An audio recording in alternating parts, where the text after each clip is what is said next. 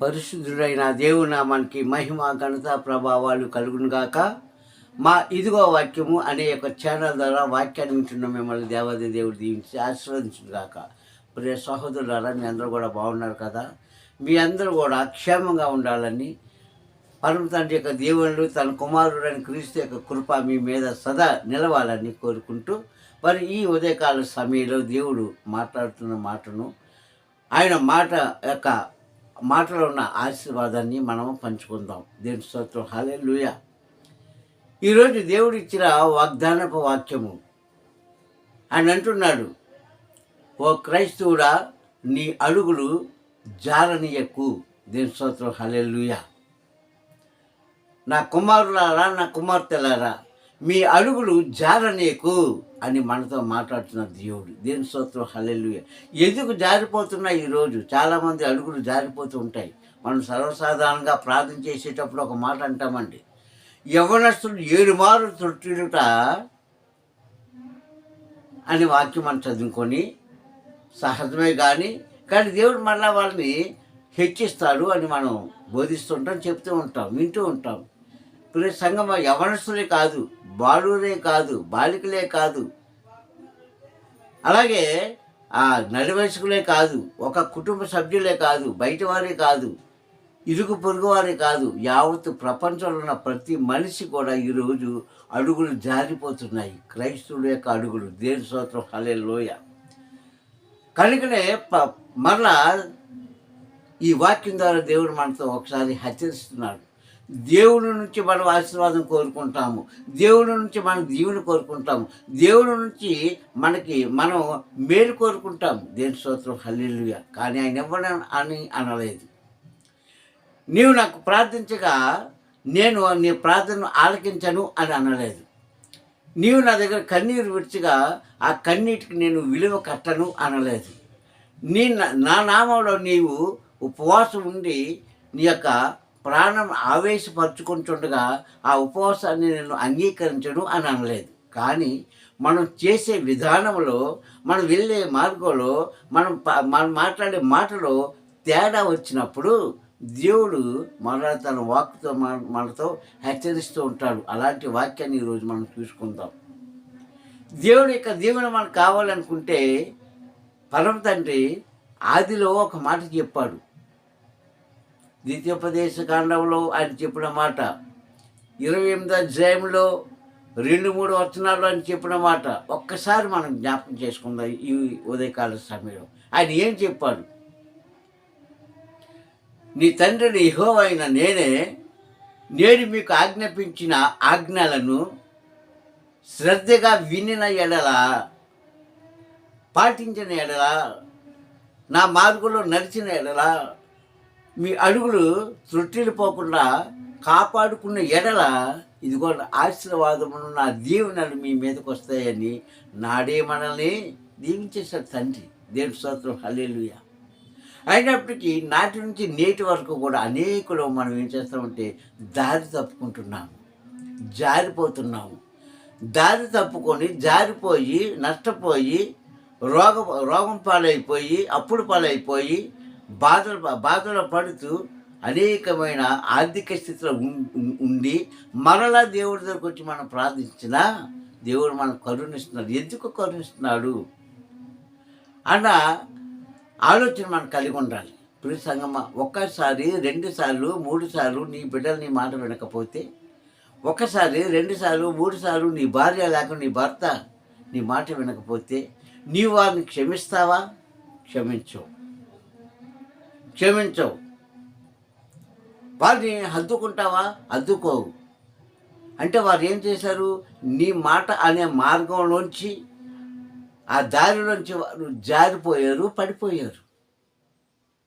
కనుకనే నీ యొక్క మనసు నొప్పించారు. కనుకనే వారిని నీవు పట్టించుకోవు, విడిచిపెట్టేస్తావు. కుటుంబ సభ్యులే.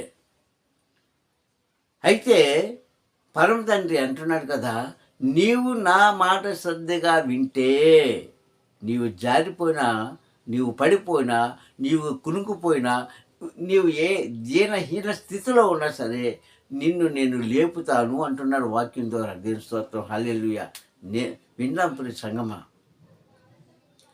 అయితే ఇంత పడిపోయినా, ఇంత ఆయనకు వ్యతిరేకంగా ఉన్నా, ఇంత మనం ఆయన మాటల్లోంచి మనం దారి తప్పిపోయినా ఎందుకు మనల్ని రక్షిస్తున్నాడు? చాలామంది ఏమనుకుంటారంటే నేటి నేటి తరంలో అనుకున్న మాట ఏంటి? నేను పాపం చేశాను, నేను ప్రార్థన చేస్తే నా తండ్రి నన్ను క్షమించేస్తాడు. నేను తప్పు మాట్లాడాను, నేను ప్రార్థన చేస్తే నా తండ్రి నన్ను క్షమించేస్తాడు.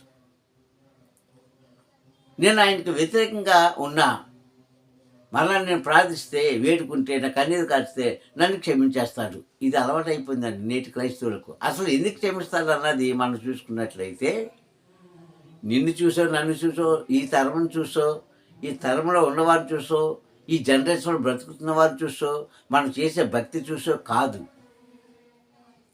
నీవు కన్నీరు కాల్స్తేనో, నువ్వు ఉపవాసం ఉంటేనే కాదు, నువ్వు ఏడిస్తేనో మొత్తుకుంటూనే కాదు.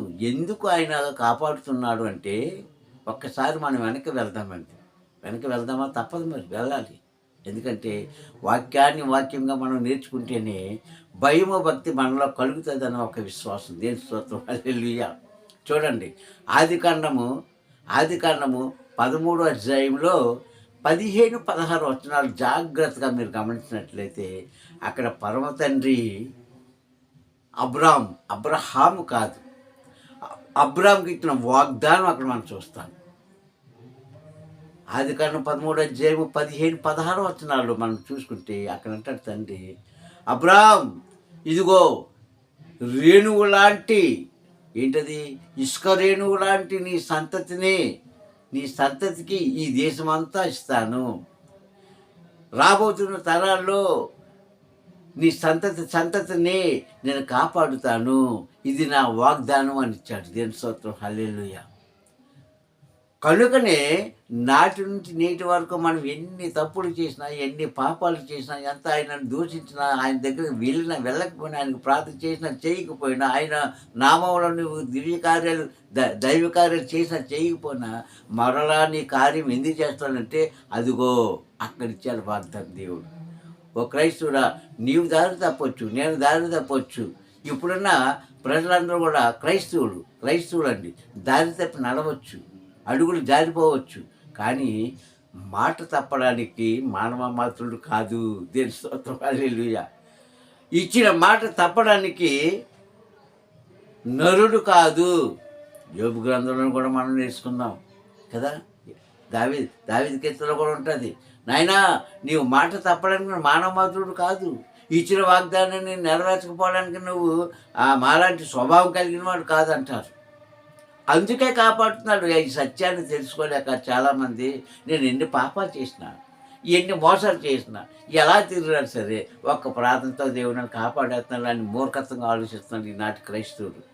ఓ క్రైస్తవుడా, మూర్ఖుడైన ఓ క్రైస్తవుడా, అందుకు నేను క్షమించలేదయ్యా, నాడిచ్చాడు ఆ వాగ్దానం. దేని స్తోత్రం. మన పితరులు పూర్వకులైనటువంటి అబ్రహానికి ఇచ్చిన వాగ్దానం ప్రకారంగా నాటి నుంచి నేటి వరకు కాపాడుతున్నాడయ్యా. అయినా కొన్ని సందర్భంలో ఆయన చేయి విడిచిపెట్టేస్తున్నారు. ఎందుకంటే కాపాడుతున్నారు కదా, పెడుతున్నారు కదా, చూస్తున్నారు కదా, ఇస్తున్నారు కదా అని మనుషులు ఏమైందంటే నిర్లక్ష్యత పెరిగిపోయింది, అహంకారం పెరిగిపోయింది. నిర్లక్ష్యత, అహంకారం, మూర్ఖత్వం ఎప్పుడైతే పెరిగిపోయిందో అప్పుడు అంటాడు, అప్పుడు దేవుడు మనల్ని పక్క తీసేస్తాడు. ఇశ్రాయేలును కాపాడాడు దేవుడు, కొన్ని వందల సంవత్సరాలు కాపాడాడు పూర్వం నుంచి. అయితే వారు ఏం చేశారు? వాళ్ళకున్న మంచి అలవాటు ఏంటి? చెడ్డలో మంచి అలవాటు ఏంటి? వారికి ఆపద రాలినప్పుడు మేము దేవుడి మాట వినమేమని అనేసారు. అలాంటి ఆ ప్రవక్తలతో ఎవరితోనన్నా సరే, మోసేగానే కాదండి, ఆనాడు వాళ్ళు నడిపించిన ప్రతి ప్రవక్తలతో చెప్పిన మాట ఇదే, మేము వినాం. ఆపద వచ్చేటప్పుడు మరలా వచ్చి దైవజనుడా మా కోసం ప్రార్థించి, నేడు కూడా అలాగే ఉన్నారండి. అడుగులు జారిపోయి పడిపోయి మరలా వాళ్ళు నటించడం మొదలుపెట్టారు. అయినప్పటికీ ఆయన మాట వినకపోయినా, ఆయన మార్గంలో నడకపోయినా, ఆయన ఆజ్ఞలను కట్టడాలను వారు పట్టించుకోకపోయినా, పరమ తండ్రి వారి మీద కనికరంతో చేశాడు కార్యాలు. కానీ కనికరంతో కాదండి. ఆనాడు అబ్రాహాంకి ఇచ్చిన వాగ్దానం ప్రకారంగా ఈనాటి వరకు కూడా మనం కాపాడుతున్నాడు. ఈ సత్యాన్ని తెలుసుకుంటే ఓ క్రైస్తవుడా, నువ్వేదో గొప్పవాడవని కాదు, నువ్వేదో పేరు ప్రతిష్టలు సంపాదించుకున్నవాడు కాదు, లేదంటే నువ్వేదో దేవుడి కోసం త్యాగం చేసినవాడు అని కాదు, ఆయన సువార్త మార్గంలో త్యాగం చేసినవాడని కాదు, ఆయన సువార్తను గొప్పగా ప్రకటిస్తున్నావని కాదు. ఇది జ్ఞాపకం చేసుకో ఓ క్రైస్తవుడా. నీ అడుగులు ఎన్నో మార్లు జారిపోయి ఒకసారి నువ్వు జ్ఞాపకం చేసుకో. ఎన్ని మార్లు జారిపోయావు, ఎన్ని మార్లు తొట్టిల్లిపోయావు, ఎన్ని మార్లు పడిపోయావు, ఎంత దేవుడికి ఆ మనసు బాధ పెట్టావు. ఎన్నిసార్లు నీ కోసం ఆయన తనను తను తగ్గించుకున్నాడు. నీకోసం మనందరి కోసం కూడా ఆయన తగ్గించుకొని క్షమించాడు. ఇర్మియా గ్రంథంలో అంటాడు 33:7 చెరలో ఉన్న వారిని నేను బయటకు రప్పించి వారు నాకు విరోధంగా చేసిన పాపాలన్నీ కూడా క్షమించి మొదట ఉన్న స్థితిని వారికి ఇస్తానన్నాడు. దేవుని స్తోత్రం, హల్లెలూయా. ఇర్మియా గ్రంథం 33:7-8 చూసుకుంటే అక్కడ అంటారు కదా, వారు నాకు విరోధంగా చేసిన తప్పులన్నీ కూడా క్షమించి వారిని మరలా అభివృద్ధి పరచి వారి దేశంలో మంచి ఫలములు, మంచి పంట సమృద్ధి చేసి వారిని అనారోగ్యం లేని ప్రదేశంలో నుంచి వారిని కాపాడుతాను అన్నాడు. ఎవరు వేరు? ఇశ్రాయేలు ప్రజలు. ఈరోజు నిన్ను నన్ను మనందరూ కాపాడుతున్నాడు. ఎన్నిసార్లు వారు తప్పదు ఎందుకు చేశారంటే మనం చేసే గొప్ప గొప్ప ప్రార్థనలు కాదు. చాలామంది అనుకుంటా నేను చాలా గొప్పగా ప్రార్థన చేశానంటే, నేను ఇన్ని దినాలు ఉపవాసం ఉన్నానండి దేవుని కార్యం చేయదు. అందుకు కాదండి. అందుకు కావచ్చు కొంత కారణం అది కావచ్చు. కానీ అసలు కారణం ఏంటంటే ఆనాటి మన పూర్వీకుడైన అబ్రహం గారికి ఇచ్చిన వాగ్దానాన్ని ఆయన నిలబెట్టుకుంటున్న నాటి నుంచి నేటి వరకు. ఇది తెలుసుకో క్రైస్తవుడా. ఎంతమంది తెలుసుకుంటున్నారండి?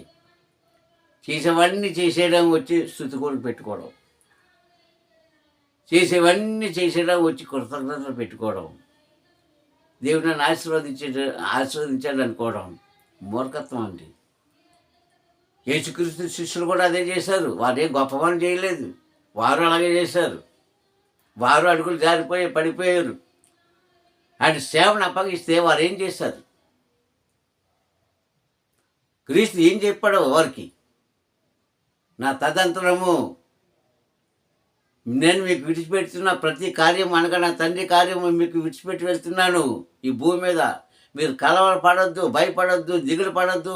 ఇదిగో సర్వలోకానికి వెళ్ళి సర్వజనులను నా శిష్యులుగా చేయండి.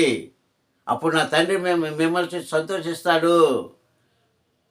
సర్వజనులకు సువార్త చేయండి, అప్పుడు నా తండ్రి మిమ్మల్ని చూసి సంతోషిస్తాడు. నేను ఈ భారం మీకు అప్పగిస్తున్నాను అని క్రీస్తు చెప్తే మానవ బుద్ధి ఎంత చెడ్డ బుద్ధినండి. అది నేను అంటలే, మనందరికీ తెలిసిందే కదా. ఆదికాండం 6-5 దేవుడే అనేసాడు. అక్కడ మనిషి యొక్క బుద్ధి, నరుల యొక్క తలంపు, ఉద్దేశాలు అవన్నీ కూడా వారి హృదయ ఆలోచనలు అన్నీ కూడా మొదటి నుంచి కూడా చెడ్డవే. నేను అన్నానా మిమ్మల్ని? దేవుని స్తోత్రం, హల్లెలూయా. వాక్యం బోధిస్తుందండి మీకు.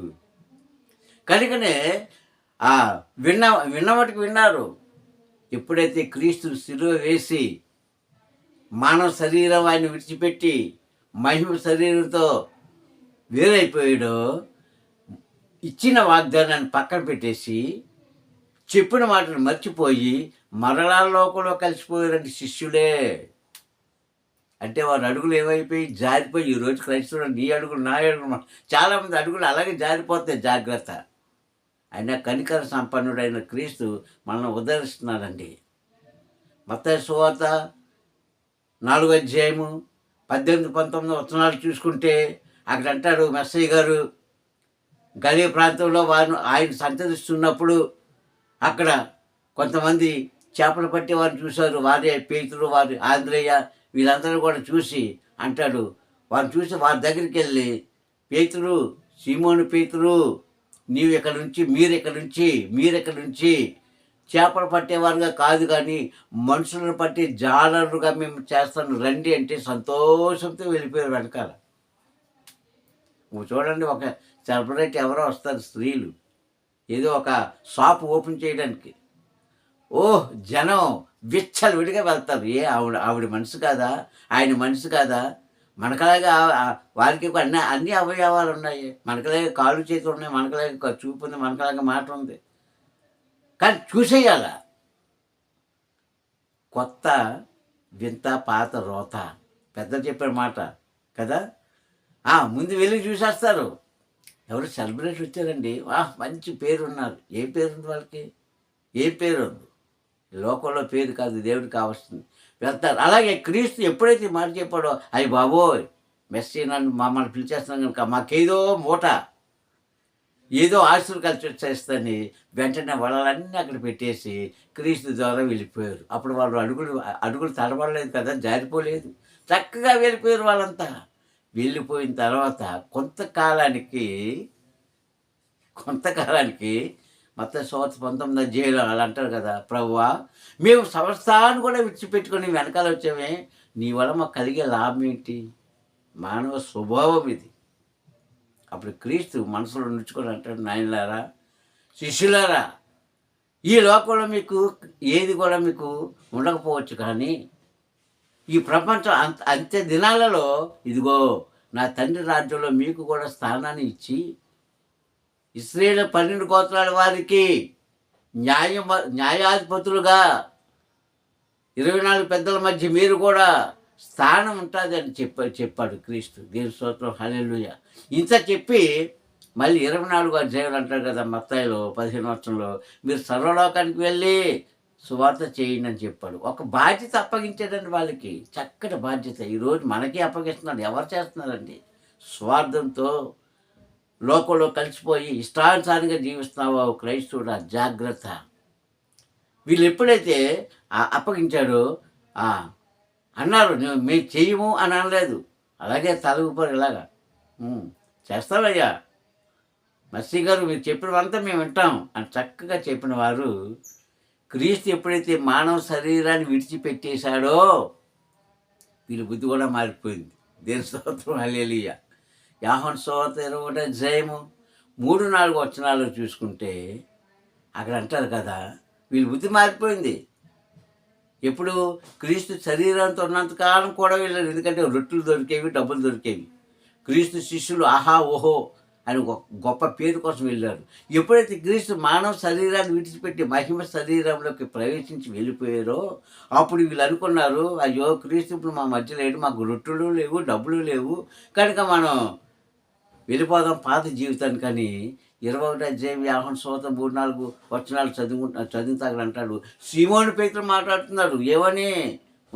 మిగిలిన ఆ శిష్యులతో మాట్లాడుతున్నాడు. ఇదిగో నేను చేపలు పట్టడానికి వెళ్ళిపోతున్నాను. పేతురు గారు వీళ్ళందరికంటే పెద్దవాడండి. పెద్దవారు తప్పు చేస్తే పిల్లలు ఎలా ఉంటారో మనకు తెలుసు. అప్పుడు అంతవరకు వీళ్ళకి ఆలోచన లేదు. శిష్యులకి ఏం చేయాలని కంగారులో ఉన్నారు. క్రీస్తు చూసే మన మధ్య లేదు, ఇప్పుడేంటి మన పరిస్థితి అని వారు అనుకుంటే పేతురు ఆలోచించాడు. ఎందుకు ఆలోచిస్తారు? మళ్ళా మనం వెళ్ళిపోతాం లోకంలోకి. అడుగు జారిపోయింది. అక్కడ అడుగులు జారిపోయాయి. సరే పెద్దవాడవని నువ్వే చెప్పుడని మేమెందుకు రాకూడదని వాళ్ళు ఏం చేశారంటే, సరే మనం అందరూ వాడు చేపలు పట్టడానికి వెళ్ళిపోదామని వెళ్ళిపోయారు లోకంలోకి. క్రీస్తు ఏమన్నాడు? మనుషులను బట్టి జాలాలుగా చేస్తాను రమ్మనేటప్పుడు వీరు వెళ్ళారు.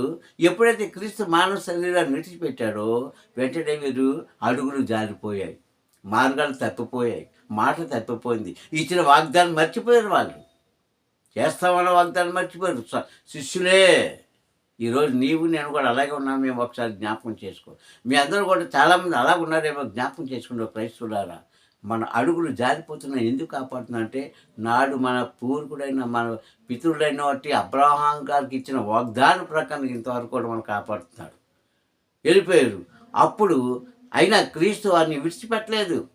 మహిమ శరీరంతో వచ్చి వారితో మాట్లాడి మరలా వారిని ఏం చేశారు? మేడగదిలో ఉంచి అక్కడ వారికి బోధించి వారి మీద పరిశుద్ధాత్మ ఇచ్చి మరలా ఆయన పనికి అప్పగించాడు. అప్పుడు వారు స్థిరంగా నిలబడ్డారు. స్థిరత్వం కలిగింది వారిలో.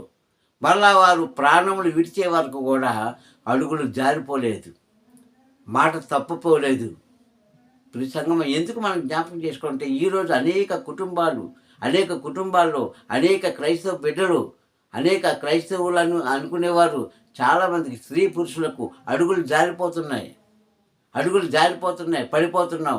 పడిపోయి ప్రభు చెప్పిన మాట మనం మర్చిపోతున్నాం. ప్రభు మనకు అప్పగించిన పని మనం మర్చిపోతున్నాము. ధనం కోసము, ధాన్యం కోసం, పేరు కోసం, ప్రతిష్ట కోసం, వెండి కోసం, బంగారు కోసము, బ్యాండ్ల కోసం, మిద్దెల కోసం ఆశపడి ఈరోజు నీకిచ్చిన బహుమానాన్ని విడిచిపెట్టుకుంటున్నావు. జాగ్రత్త. అయినా నిన్ను కాపాడుతున్నాడు దేవుడు. నిన్ను బట్టి కాదు, నువ్వు చేసిన ధర్మ కార్యాలు బట్టి కాదు, కానీ దేవుడు ఆనాడు అబ్రాహాంకి ఇచ్చిన వాగ్దానం బట్టి. ఎందుకంటే ఈరోజు మనల్ని ఏమంటారు? అబ్రాహాం సంతతి అని అంటారు కదా. కనుక ఆయన మాట నిలబెట్టుకున్నాడు. క్రైస్తుడా, నీవు కూడా దేవుడికి ఇచ్చిన మాట నిలబెట్టుకో. అడుగు జారనీయకు. నువ్వు ఏ స్థితిలో ఉన్నా, ఏ పరిస్థితిలో ఉన్నా, ఆఖరికి ఎలాంటి స్థితిలో ఉన్నా సరే దేవునికి అప్పగించిన పనిని ఖచ్చితంగా చేయు, నిజాయితీగా చేయు, నీతిగా చేయు, సత్యాన్ని బోధించు.